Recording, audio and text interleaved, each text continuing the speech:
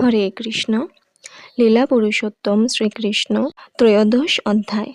ব্রহ্মার গোপ শিশু এবং গোবৎস হরণ। মহারাজ পরীক্ষিত যখন জিজ্ঞাসা করলেন গোপ শিশুরা কেন 1 বছর অঘাসুর বধের কথা আলোচনা করেনি, তখন সুখদেব গোস্বামী অত্যন্ত আনন্দিত হলেন। তার ব্যাখ্যা করে তিনি বললেন, হে ভাগবত বর মহারাজ পরীক্ষিত, তুমি অতি উত্তম প্রশ্ন করেছ। কেননা নিরন্তর হরিকথা শ্রবণ করেও তুমি সর্বদাই তা নতুন বলে অনুভব করছো। ভগবানের ভক্তদের স্বভাবই হচ্ছে তাদের কায়, মন, বাক্য, ইন্দ্রিয় ইত্যাদি দিয়ে তারা সর্বক্ষণ শ্রীকৃষ্ণের সম্বন্ধে শ্রবণ করেন বা কীর্তন করেন। একেই বলা হয় কৃষ্ণ ভাবনামৃত। এবং যিনি এইভাবে শ্রীকৃষ্ণের কথা শ্রবণ এবং শ্রীকৃষ্ণের গুণকীর্তনে মগ্ন, তার কাছে এই বিষয় কখনো পুরানো হয় না। এটাই চিন্ময় এবং প্রাকৃত বিষয়ের পার্থক্য। প্রাকৃত বিষয়গুলি একটু পরেই বাসি হয়ে যায় এবং একটা বিষয় সম্বন্ধে বেশিক্ষণ শোনা যায় না। মানুষ তার পরিবর্তন চায়, কিন্তু অপ্রাকৃত বিষয়কে বলা হয় নিত্য নবায়মান।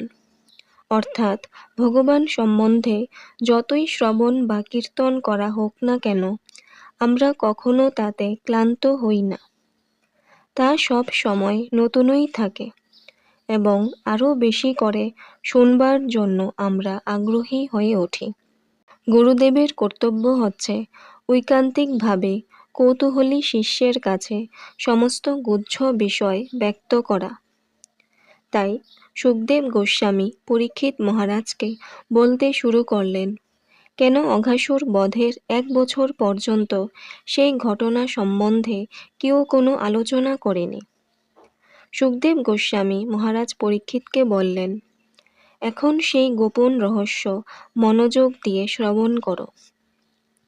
অঘাসুরকে বধ করে তার মুখ থেকে তার বন্ধুদের রক্ষা করার পর শ্রীকৃষ্ণ তার বন্ধুদের নিয়ে একটি সরোবরের তীরে এলেন এবং বলতে লাগলেন, হে সখাগণ, দেখো এই সরোবরের তীরটি কত মনোরম। প্রস্ফুটিত পদ্মফুলের গন্ধে আকৃষ্ট হয়ে ভ্রমরেরা গুঞ্জন করছে, আর জলের মধ্যে পাখিদের কলরব গাছগুলিতে প্রতিধ্বনিত হচ্ছে। এই জায়গাটি কোমল ও নির্মল বালুকায় পরিপূর্ণ এবং আমাদের সব রকম খেলার উপকরণ এখানে রয়েছে। এসো, এখানেই আমরা ভোজন করি। আমরা সকলেই ক্ষুধার্ত, আর তাছাড়া বেলাও অনেক হয়েছে। আমরা যখন ভোজন করব, গোবৎসরা তখন জলপান করে এখানেই নরম ঘাস আহার করো। শ্রীকৃষ্ণের কথা শুনে সমস্ত বালকেরা আনন্দে উৎফুল্ল হয়ে বলল, নিশ্চয়ই, এসো, এখানে এসো, এখানে বসে আমরা আহার গ্রহণ করি। তারপর তারা গোবৎসদের জল খাইয়ে সবুজ ঘাসে ভরা মাঠে ঘাস খাওয়ার জন্য তাদের ছেড়ে দিল। কৃষ্ণকে মাঝখানে রেখে ঘাসের উপরে বসে তারা তাদের বাড়ি থেকে আনা খাবারের পুঁটলিগুলি খুলতে লাগল। তারা সকলে বৃত্তাকারে বসেছিল, আর তাদের মাঝখানে কৃষ্ণ, আর সকলেই তার দিকে তাকিয়েছিল।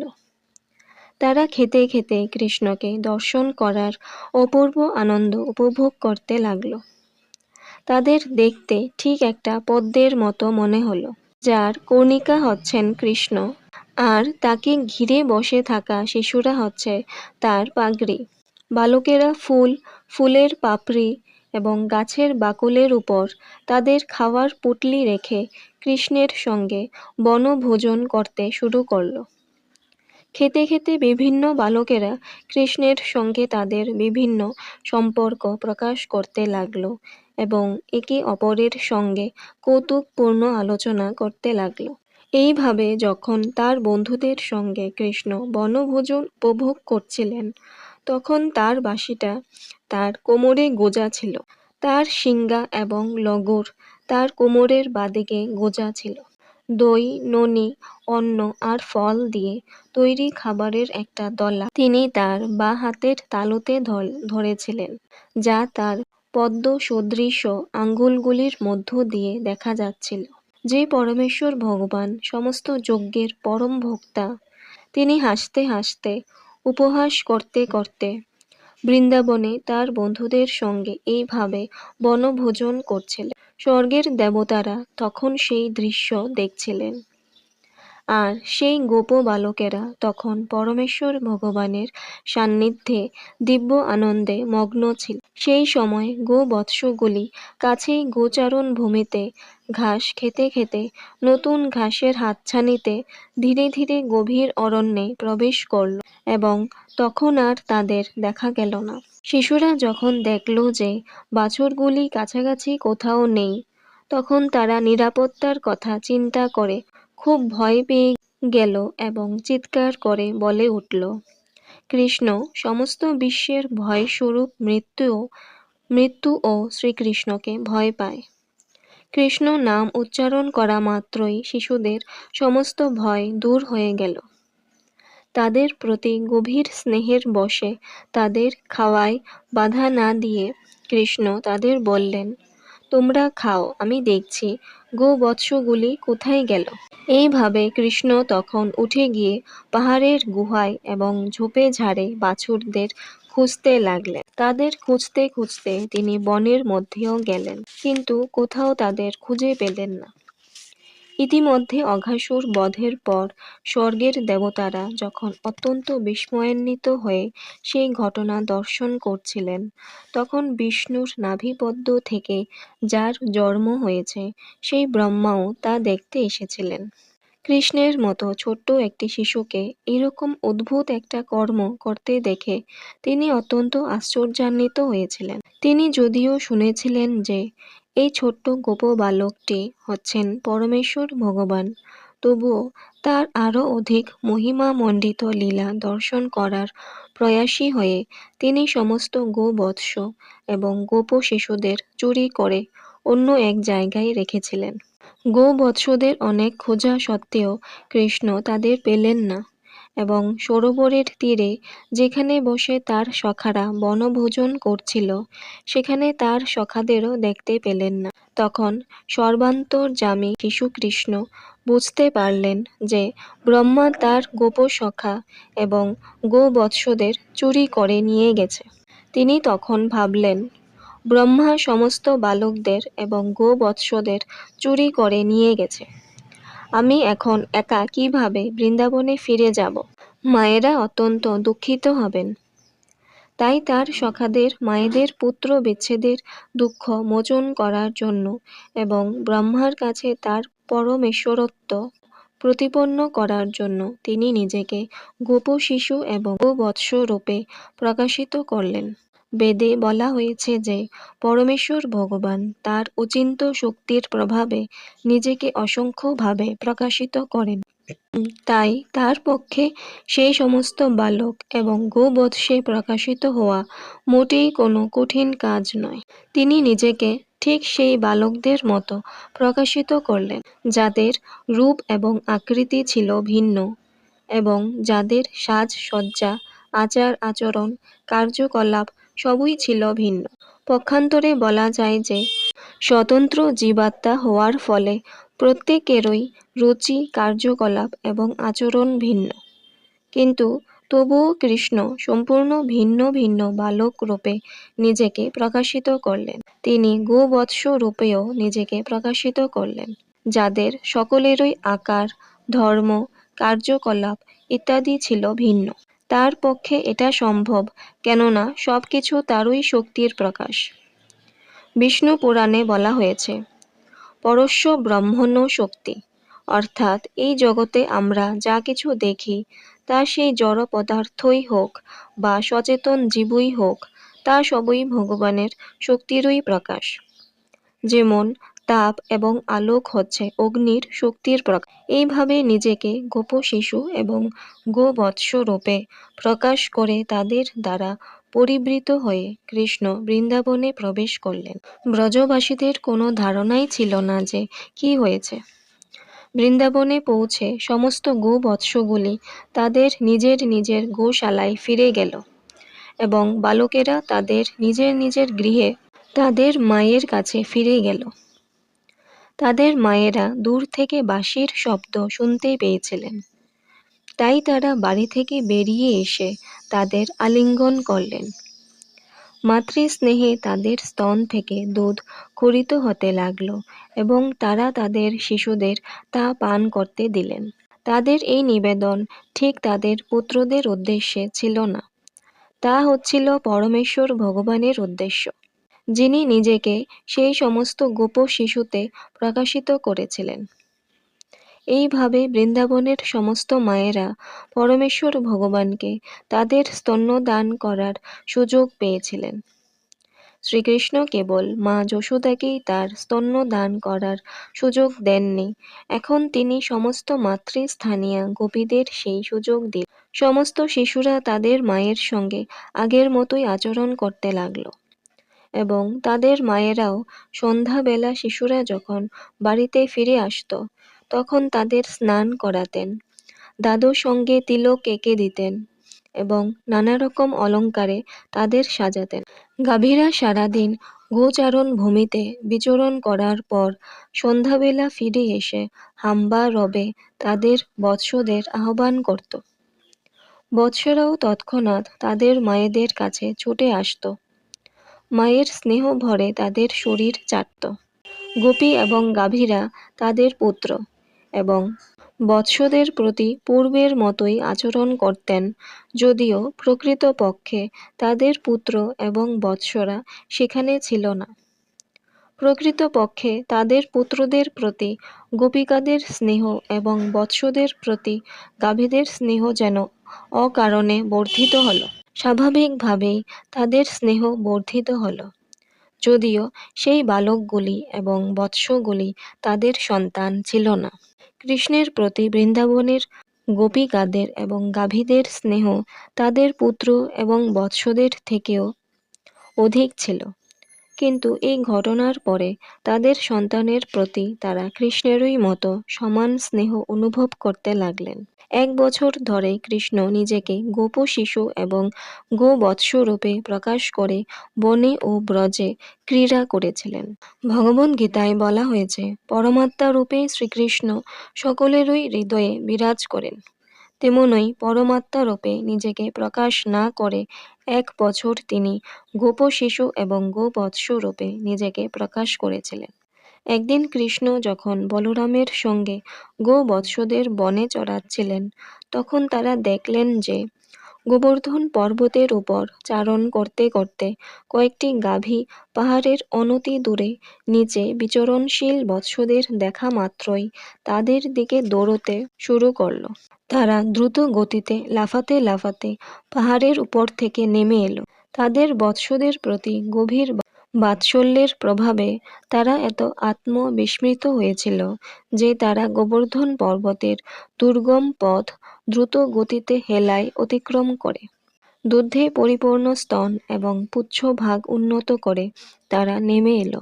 সেই সময় তাদের স্তন থেকে দুগ্ধ ক্ষরিত হচ্ছিল এবং তাদের বৎসের প্রতি বাৎসল্য স্নেহে, যদিও তারা তাদের বৎস ছিল না এবং সুদীর্ঘ কালের মধ্যে সেই সমস্ত গাভীগুলি আবার সন্তান প্রসব করেছিল, গোবর্ধন পর্বতের নিচে এসে পরম স্নেহ ভরে তারা তাদের পূর্ব বৎসদের শরীর লেহন করতে লাগল। যদিও সরাসরি স্তন থেকে দুধ পান করার বয়স তাদের অতিক্রম হয়ে গিয়েছিল, তবুও তারা স্তন থেকে দুধ পান করতে লাগল। তাদের দেখে মনে হলো যেন তাদের মধ্যে এক অদ্ভুত স্নেহের বন্ধন রয়েছে। গাভীগুলি যখন গোবর্ধন পর্বতের উপর থেকে দৌড়ে নেমে আসছিল, তখন যে সমস্ত গোপেরা তাদের তত্ত্বাবধান করছিলেন তারা বাধা দেবার চেষ্টা করলেন। প্রাপ্তবয়স্ক গোপেরাই গাভীর তত্ত্বাবধান করতেন আর বালকেরা গোবৎসদের তত্ত্বাবধান করতেন এবং যতদূর সম্ভব গোবৎসদের গাভীদের থেকে আলাদা করে রাখা হতো, যাতে তারা তাদের দুধ না খেয়ে ফেলে। তাই গোবর্ধন পর্বতের উপরে যে সমস্ত গোপেরা গাভীদের তত্ত্বাবধান করছিলেন তারা তাদের থামাবার চেষ্টা করলেন, কিন্তু থামাতে পারলেন না। তাদের এই অক্ষমতায় তারা হতভম্ব হয়ে পড়লেন। তারা অত্যন্ত লজ্জাবোধ করলেন এবং তারপরে তাদের খুব রাগ হলো। কিন্তু যখন তারা গরুগুলির পিছন পিছন নেমে এসে দেখলেন যে তাদের শিশুপুত্ররা গোবৎসদের তত্ত্বাবধান করছে, তখন তাদের শিশু সন্তানদের প্রতি তারাও এক গভীর স্নেহ অনুভব করলেন। সেটা ছিল খুবই আশ্চর্যের ব্যাপার। তারা যখন নেমে এসেছিলেন তখন তারা অত্যন্ত মর্মাহত, হতভম্ব এবং ক্রুদ্ধ হয়েছিলেন। কিন্তু তাদের শিশুপুত্রদের দেখা মাত্রই গভীর স্নেহে তাদের হৃদয় দ্রবীভূত হল। তৎক্ষণাৎ তাদের ক্রোধ, অসন্তুষ্টি এবং দুঃখ দূর হয়ে গেল। তারা তাদের পুত্রদের প্রতি বাৎসল্য স্নেহ প্রদর্শন করতে লাগলেন এবং গভীর স্নেহে তাদের কোলে তুলে নিয়ে আলিঙ্গন করলেন। তারা তাদের পুত্রদের মস্তক আঘ্রাণ করলেন এবং মহা আনন্দে তাদের সান্নিধ্য উপভোগ করলেন। এইভাবে তাদের পুত্রদের আলিঙ্গন করার পর তারা গাভীগুলিকে নিয়ে গোবর্ধন পর্বতের উপরে ফিরে গেলেন এবং যেতে যেতে তারা তাদের পুত্রদের কথা মনে করতে লাগলেন এবং বাৎসল্য স্নেহে তাদের চোখ দিয়ে অশ্রু ঝরে পড়তে লাগল। বলরাম যখন গোবৎসদের প্রতি, গাভীদের এবং পুত্রদের প্রতি পিতাদের এই অসাধারণ স্নেহ বিনিময় দেখলেন, বিশেষ করে যখন বৎস অথবা বালকেরই এই ধরনের প্রয়োজন ছিল না, তিনি ভাবতে লাগলেন কেন এই রকম অদ্ভুত ঘটনাটি ঘটল। সমস্ত ব্রজবাসীদের তাদের শিশু সন্তানদের প্রতি এই গভীর স্নেহ দেখে তিনি আশ্চর্য হলেন। এই রকম স্নেহ তো কৃষ্ণ ছাড়া আর কারো প্রতি থাকা সম্ভব নয়। তেমনই গাভীরাও কৃষ্ণের প্রতি তাদের যেমন বাৎসল্য, ঠিক সেইভাবে তাদের বৎসদের প্রতি স্নেহপরায়ণ হয়ে উঠেছে। বলরাম তাই ভাবলেন যে এই অসাধারণ স্নেহের নিশ্চয়ই কোনো গুহ্য কারণ রয়েছে। তা না হলে এই অদ্ভুত আচরণের কী কারণ থাকতে পারে? তিনি বিচার করে দেখলেন যে এর কারণ নিশ্চয়ই শ্রীকৃষ্ণ, যাকে তিনি তার পরম আরাধ্য পরমেশ্বর ভগবান বলেই জানেন। তিনি ভাবলেন এটা নিশ্চয়ই কৃষ্ণের কার্য। এমনকি আমিও এই মায়ার দ্বারা প্রভাবিত না হয়ে পারছি না। এইভাবে বলরাম বুঝতে পারলেন যে সেই বালকেরা এবং বৎসগুলি সকলেরই শ্রীকৃষ্ণের প্রকাশ। বলরাম আসল ঘটনা সম্বন্ধে কৃষ্ণকে জিজ্ঞাসা করলেন, প্রিয় কৃষ্ণ, প্রথমে আমি মনে করেছিলাম যে এই সমস্ত গাভী, গোবৎস এবং গোপ বালকেরা হচ্ছে মহান ঋষি, মহাত্মা বা দেবতা। কিন্তু এখন আমার মনে হচ্ছে যে আসলে এরা সকলেই তোমারই প্রকাশ। এরা সকলেই তুমি গোবৎস এবং গোপ বালক রূপে তোমার লীলা আস্বাদন করছো। এর গোপন রহস্যটা কি? সেই গোবৎস এবং গোপ বালকেরা কোথায় গেছে? আর তুমি বা কেন নিজেকে গোবৎস রূপে প্রকাশিত করেছ? তুমি কি দয়া করে আমাকে এর কারণটা বলবে? বলরামের অনুরোধে কৃষ্ণ সংক্ষেপে সমস্ত ঘটনাটা বললেন। কিভাবে ব্রহ্মা গোবৎস ও গোপ বালকদের চুরি করে নিয়ে গেছে এবং লোকেরা যাতে তা না জানতে পারে সেই জন্য কিভাবে তিনি নিজেকে সেই সমস্ত গোবৎস এবং গোপ বালক রূপে প্রকাশিত করেছেন। কৃষ্ণ এবং বলরাম যখন এইভাবে কথা বলছিলেন, ব্রহ্মা তখন তার সময়ের পরিমাণে এক নিমেষের মধ্যে সমস্ত গোপ শিশু এবং গোবৎসদের একটা পাহাড়ের গুহার মধ্যে রেখে ফিরে এলেন। ভগবদ্গীতা থেকে আমরা জানতে পারি যে 1000 চতুর্যুগে অর্থাৎ 34,000 গুণ 1000 বছরে ব্রহ্মার 12 ঘণ্টা হয়। সেই হিসাবে ব্রহ্মার এক নিমেষ আমাদের সময়ের পরিমাণে 1 সৌর বৎসর। তার সময়ের পরিমাণে এক নিমেষের মধ্যে সেই শিশুদের এবং গোবৎসদের চুরি করার ফলে কি হয়েছে তা দেখবার জন্য ব্রহ্মা ফিরে এলেন। তিনি অত্যন্ত ভীত হয়েছিলেন, কেননা তিনি জানতেন যে তিনি আগুন নিয়ে খেলা করছেন। শ্রীকৃষ্ণ ছিলেন তার প্রভু এবং দুর্বিনীতভাবে মজা দেখবার জন্য তিনি তার গোবৎস এবং সখাদের চুরি করে নিয়ে গিয়েছিলেন। তিনি অত্যন্ত উদ্বিগ্ন ছিলেন। তাই তিনি সময় নষ্ট না করে তৎক্ষণাৎ ফিরে এলেন। ফিরে এসে তিনি দেখলেন যে সেই সমস্ত গোপ বালকেরা এবং গোবৎসরা আগের মতোই খেলা করছে। তার মনে কোনো সংশয় ছিল না যে তিনি তাদের মায়া সজ্জায় ঘুম পাড়িয়ে রেখে এসেছেন, কিন্তু তা সত্ত্বেও তাদের ঠিক আগের মতো খেলা করতে দেখে তিনি অত্যন্ত বিস্মিত হলেন। ব্রহ্মা ভাবতে লাগলেন, আমি এই সমস্ত গোপ বালক এবং গোবৎসদের মায়া সজ্জায় ঘুম পাড়িয়ে রেখে এসেছি, তাহলে কি করে সেই বালকেরাই এবং বৎসরাই এখানে কৃষ্ণের সঙ্গে খেলা করছে? তার মানে কি তারা আমার মায়ার দ্বারা প্রভাবিত হয়নি? এরা কি গত 1 বৎসর ধরে এইভাবে কৃষ্ণের সঙ্গে খেলা করছে? ব্রহ্মা বুঝতে চেষ্টা করলেন যে এরা কে এবং কিভাবেই বা তারা তার মায়ার দ্বারা প্রভাবিত না হয়ে এখানে এইভাবে খেলা করছে। কিন্তু তিনি কিছুই বুঝতে পারলেন না। পক্ষান্তরে বলা যায় যে তিনি নিজেই তার মায়ার দ্বারা মোহিত হয়ে পড়লেন। তার মায়া শক্তিকে তখন অন্ধকার রাত্রে তুষারের মতো বা দিনের আলোয় জোনাকি পোকার মতো মনে হয়। পাহাড়ের উপর সঞ্চিত তুষার দিনের আলোয় ঝলমল করে, কিন্তু রাত্রিবেলা তাদের কোনো উজ্জ্বলতা থাকে না। আবার রাত্রের অন্ধকারে জোনাকি পোকাকে জ্বলতে দেখা যায়, কিন্তু দিনের বেলায় তাদের কোনো আলোই দেখা যায় না। তেমনই শ্রীকৃষ্ণের মায়াশক্তির কাছে ব্রহ্মার মায়াশক্তিকে রাতের অন্ধকারে তুষারের মতো বা দিনের আলোয় জোনাকির মতো মনে হলো। অল্প শক্তি সম্পন্ন কোনো মানুষ যখন প্রচণ্ড শক্তিশালী কোনো মানুষের কাছে তার শক্তি প্রকাশ করতে যায়, তখন অনর্থক তার শক্তিরই ক্ষয় হয়, তাতে কখনোই তার শক্তি বৃদ্ধি পায় না। ব্রহ্মার মতো মহান পুরুষও কৃষ্ণের কাছে তার শক্তি প্রকাশ করতে গিয়ে হাস্যাস্পদ হয়ে উঠলেন। এইভাবে ব্রহ্মা তার নিজের মায়াশক্তির প্রভাবে নিজেই বিভ্রান্ত হয়ে পড়লেন। সেই সমস্ত গোবৎস এবং গোপ বালকেরা যে আসল গোবৎস ও গোপ বালক নয়, তা ব্রহ্মাকে বোঝাবার জন্য শ্রীকৃষ্ণ তাদের বিষ্ণু মূর্তিতে রূপান্তরিত করলেন। প্রকৃতপক্ষে প্রকৃত গোবৎস এবং গোপ বালকেরা ব্রহ্মার মায়ার প্রভাবে নিদ্রামগ্ন ছিল, কিন্তু ব্রহ্মা যাদের দেখছিলেন তারা সকলেই ছিলেন শ্রীকৃষ্ণ বা বিষ্ণুর প্রকাশ। বিষ্ণু হচ্ছেন শ্রীকৃষ্ণের প্রকাশ, তাই ব্রহ্মার সামনে সেই সমস্ত গোপ বালকেরা চতুর্ভুজ বিষ্ণু মূর্তিতে প্রকাশিত হল।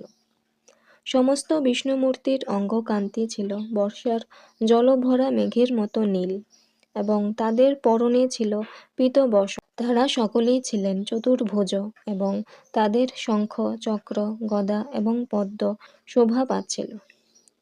তাদের মাথায় ছিল অদ্ভুত দ্যুতি সম্পন্ন মণিমাণিক্য খচিত সোনার মুকুট, কানে ছিল কুণ্ডল, তাদের গলায় ছিল অপূর্ব সুন্দর ফুলের মালা, তাদের বক্ষে শ্রীবৎস চিহ্ন ছিল এবং তাদের হাতে রজুবন্ধ এবং অন্যান্য সমস্ত রত্নালঙ্কার। তাদের কণ্ঠ ছিল শঙ্খের মতো মসৃণ, তাদের পদযুগলে নূপুর শোভা পাচ্ছিল, তাদের কোমরে ছোট ছোট ঘণ্টাযুক্ত সোনার কমর বন্ধ, তাদের আঙ্গুলে অঙ্গুরীয় শোভা পাচ্ছিল। ব্রহ্মা আরও দেখলেন যে সেই সমস্ত বিষ্ণু মূর্তির শ্রীপাদপদ্ম থেকে মস্তক পর্যন্ত তুলসী মঞ্জুরি শোভা পাচ্ছিল। সেই সমস্ত বিষ্ণুমূর্তির সকলেই দিব্য সৌন্দর্যে ভূষিত ছিলেন। তাদের মুখের হাসি পূর্ণচন্দ্রের জ্যোৎস্নার মতো স্নিগ্ধ এবং সকরুণ দৃষ্টিপাত প্রভাতের সূর্যের মতো উজ্জ্বল। তাদের দৃষ্টিপাতের ফলে মনে হলো তারা যেন রজগুণ এবং তমগুণের সৃষ্টিকর্তা এবং পালনকর্তা। বিষ্ণু স্বয়ং সত্যগুণের প্রতীক, ব্রহ্মা রজগুণের প্রতীক এবং মহেশ্বর হচ্ছেন তমগুণের প্রতীক। তাই এই জগতের সবকিছুর পালনকর্তা রূপে বিষ্ণু ব্রহ্মা এবং শিবেরও সৃষ্টিকর্তা ও পালনকর্তা। এই বিষ্ণু মূর্তিকে দর্শন করার পর ব্রহ্মা দেখলেন যে অনেক অনেক ব্রহ্মা, শিব, দেবদেবী, জীবসমূহ, এমনকি পিপীলিকার মতো ক্ষুদ্র জীব এবং অতি ক্ষুদ্র তৃণ, গুল্ম, স্থাবর, জঙ্গম সবকিছুই মূর্ত হয়ে তাদের ঘিরে নৃত্য করছেন। তাদের সেই নৃত্যের সঙ্গে সঙ্গে মধুর সুরে গান হচ্ছে এবং বাজনা বাজছে। তারা সকলেই সেই সমস্ত বিষ্ণু মূর্তির পূজা করছিলেন। ব্রহ্মা বুঝতে পারলেন যে সেই সমস্ত বিষ্ণু মূর্তি অনিমা প্রভৃতি ঐশ্বর্য, মায়া প্রভৃতি বিভূতি এবং মহত্তত্ত্ব প্রভৃতি চতুর্বিংশতি তত্ত্বে পরিবেষ্টিত হয়ে রয়েছেন। ভগবান শ্রী বিষ্ণুর মহিমা বলে তার অধীনস্থ সমস্ত শক্তি তাদের সেবায় রত। কাল, স্বভাব, সংস্কার, কাম, কর্ম প্রকৃতির ৩টি গুণ প্রভৃতি পদার্থ সকল মূর্তিমান হয়ে তাদের উপাসনা করছিলেন। ব্রহ্মা বুঝতে পারলেন যে তারা সত্য, জ্ঞান এবং আনন্দের উৎস। তাদের সেই বিগ্রহ সৎ, চিৎ ও আনন্দময় এবং তারাই হচ্ছেন উপনিষদের অনুগামীদের আরাধ্য পরম তত্ত্ব। ব্রহ্মা বুঝতে পারলেন যে সমস্ত গোবৎস এবং গোপ বালকেরা কোনো যৌগিক শক্তির প্রভাবে বা অলৌকিক শক্তির প্রভাবে বিষ্ণু মূর্তিতে রূপান্তরিত হননি। এমনকি তারা বিষ্ণু মায়ার প্রভাবেও এই বিষ্ণু মূর্তিতে রূপান্তরিত হননি। তারা হচ্ছেন স্বয়ং বিষ্ণু। বিষ্ণু এবং বিষ্ণু মায়ার পার্থক্য হচ্ছে আগুনের সঙ্গে তাপের পার্থক্যের মতো। তাপের মধ্যে উষ্ণতা আদি আগুনের গুণাবলী বর্তমান, কিন্তু তবুও তাপ আগুন নয়। সেই বালকদের এবং গোবৎসদের বিষ্ণু মূর্তিতে প্রকাশ অগ্নির তাপের মতো ছিল না, তা ছিল স্বয়ং আগুন। তারা সকলেই ছিলেন বিষ্ণু। প্রকৃতপক্ষে বিষ্ণুর গুণাবলী হচ্ছে পূর্ণ সত্তা, পূর্ণ জ্ঞান এবং পূর্ণ জড় অভিজ্ঞতার পরিপ্রেক্ষিতে আরেকটা দৃষ্টান্ত দেওয়া যায়। একই বস্তুর অনেক প্রতিবিম্ব দেখা যায়। এক সূর্যকে যেমন বিভিন্ন জলের পাত্রে ভিন্ন ভিন্ন সূর্যরূপে প্রতিবিম্বিত হতে দেখা যায়, কিন্তু সেই প্রতিবিম্বে যথার্থ তাপ এবং আলোক নেই। গোপবালক এবং গোবৎসরূপে শ্রীকৃষ্ণের প্রকাশ সেই রকম ছিল না। তারা সকলেই ছিলেন পূর্ণ বিষ্ণু তত্ত্ব। তাদের সেই বিগ্রহ ছিল সৎ, চিৎ এবং আনন্দময়। পরমেশ্বর ভগবানের সবিশেষ দিব্য রূপ এতই মহান যে উপনিষদের নির্বিশেষ অনুগামীরাও তার সেই রূপকে জানতে পারে না। যে সমস্ত নির্বিশেষবাদী জ্ঞানীরা উপনিষদের মাধ্যমে কেবল এইটুকু জানতে পারেন যে পরম সত্য কোনো জড় পদার্থ নয়, পরম তত্ত্ব জড়ের দ্বারা সীমাবদ্ধ নয় এবং তা জড়া প্রকৃতির অতীত। পরমেশ্বর ভগবানের চিন্ময় রূপ এই সমস্ত সীমিত জ্ঞান সম্পন্ন নির্বিশেষবাদীদের উপলব্ধির অতীত। ব্রহ্মা শ্রীকৃষ্ণকে এবং বিষ্ণু রূপে তার প্রকাশকে বুঝতে পারলেন এবং তিনি বুঝতে পারলেন যে পরমেশ্বর ভগবানের শক্তির প্রকাশের ফলেই এই জগতে স্থাবর এবং জঙ্গম সব কিছুরই অস্তিত্ব আছে। ব্রহ্মা যখন তার সীমিত শক্তি এবং একাদশ ইন্দ্রিয়ের অন্তর্গত সীমিত চেতনা নিয়ে হতভম্বের মতো দাঁড়িয়েছিলেন, তখন তিনি বুঝতে পারলেন যে তিনিও জড়া প্রকৃতির বন্ধনে আবদ্ধ একটি জীব মাত্র এবং তিনি ভগবানের হাতের ক্রীড়নক মাত্র। একটি পুতুলের যেমন নিজে নিজে নাচবার ক্ষমতা নেই, সে কেবল নাচানেওয়ালার পরিকল্পনা অনুসারে নাচে, তেমনই সমস্ত দেবতা এবং সমস্ত জীবেরা সকলেই পরমেশ্বর ভগবানের পরিচালনায় পরিচালিত হন। সেই সম্বন্ধে চৈতন্য চরিতামৃতে বলা হয়েছে, একেলা ঈশ্বর কৃষ্ণ আর সব ভৃত্য, যারে জৈছে নাচায় সে তৈছে করে নিত্য। সমস্ত জগৎ জড়া প্রকৃতির তরঙ্গের অন্তর্গত এবং সমস্ত জীব ক্ষুদ্র খড়কুটোর মতো তাতে ভাসছে। তাই তারা প্রতিনিয়ত বেঁচে থাকার সংগ্রাম করে চলছে। কিন্তু কেউ যখন বুঝতে পারেন যে তিনি হচ্ছেন পরমেশ্বর ভগবানের নিত্য সেবক, তখন মায়া বা বেঁচে থাকার অর্থহীন সংগ্রাম বন্ধ হয়ে যায়। এইভাবে ব্রহ্মা, যিনি হচ্ছেন জ্ঞানের অধিষ্ঠাত্রী দেবী, দেবী সরস্বতীরও প্রভু এবং যিনি সমস্ত বৈদিক জ্ঞানের সর্বশ্রেষ্ঠ বিশেষজ্ঞ, তিনিও পরমেশ্বর ভগবানের অচিন্ত শক্তি বুঝতে না পেরে এইভাবে মোহমান হয়ে পড়লেন। জড়জগতে ব্রহ্মার মতো মহান ব্যক্তি ও পরমেশ্বর ভগবানের মায়াকে বুঝতে পারেন না। ব্রহ্মা শুধু যে তা বুঝতে পারলেন তা নয়, তার সামনে শ্রীকৃষ্ণ যেভাবে তার শক্তিকে প্রকাশ করেছিলেন তা প্রত্যক্ষ করেই তিনি হতভম্ব হয়ে পড়েছিলেন। শ্রীকৃষ্ণ যে কিভাবে নিজেকে গোবৎস ও গোপবালক প্রকাশিত করেছিলেন এবং তারা সকলেই যে ছিলেন একজন বিষ্ণু, তা যে কি করে সম্ভব তা বুঝতে না পেরে ব্রহ্মা সম্পূর্ণরূপে কিংকর্তব্য বিমূঢ় হয়ে পড়েছিলেন। তার এই অবস্থা দেখে তার প্রতি শ্রীকৃষ্ণের করুণা হল। তিনি তখন সেই দৃশ্যের উপরে যোগমায়ার আবরণ টেনে দিলেন। ভগবদ্গীতায় বলা হয়েছে যে যোগমায়ার দ্বারা আচ্ছাদিত ভগবানকে দেখা যায় না। সত্যকে যা আচ্ছাদিত করে তা হচ্ছে মহামায়া বা ভগবানের বহিরঙ্গা শক্তি, যা বদ্ধ জীবকে জড় ইন্দ্রিয়ের অতীত পরমেশ্বর ভগবানকে বুঝতে দেয় না। কিন্তু যে শক্তি আংশিকভাবে পরমেশ্বর ভগবানকে প্রকাশ করে এবং আংশিকভাবে তাকে আচ্ছাদিত করে রাখে, তাকে বলা হয় যোগমায়া। ব্রহ্মা কোনো সাধারণ বদ্ধ জীব নন, তিনি সমস্ত দেবতাদের থেকেও অনেক অনেক মহান। কিন্তু তিনিও পরমেশ্বর ভগবানের লীলা বুঝতে পারলেন না। তাই শ্রীকৃষ্ণ স্বেচ্ছাকৃতভাবে আর তার কাছে তার শক্তির প্রকাশ প্রদর্শন করলেন না।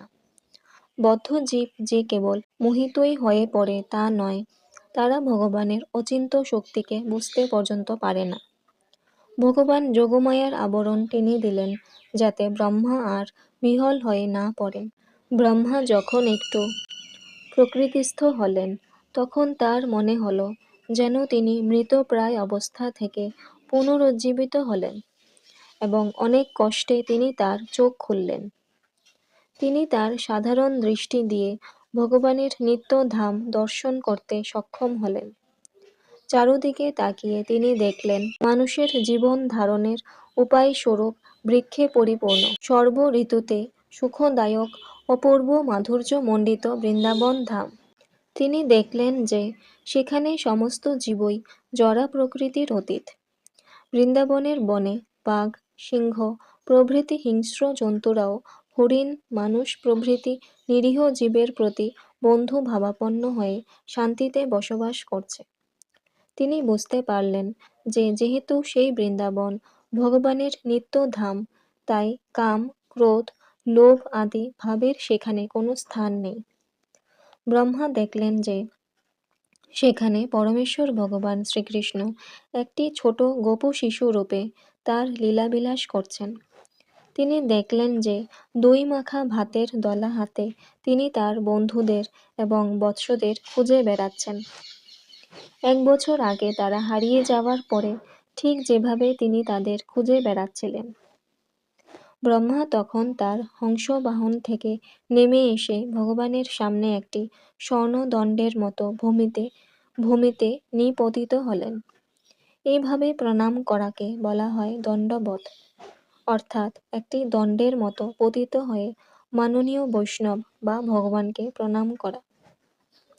ব্রহ্মা ভগবানের সামনে দণ্ডবৎ প্রণতি জানালেন এবং যেহেতু ব্রহ্মার গায়ের রং সোনার মতো, তাই তাকে দেখে মনে হলো যেন একটি স্বর্ণদণ্ড শ্রীকৃষ্ণের পায়ের কাছে পড়ে আছে। ব্রহ্মার মাথার 4টি মুকুট ভগবানের শ্রীপাদপদ্মকে স্পর্শ করল।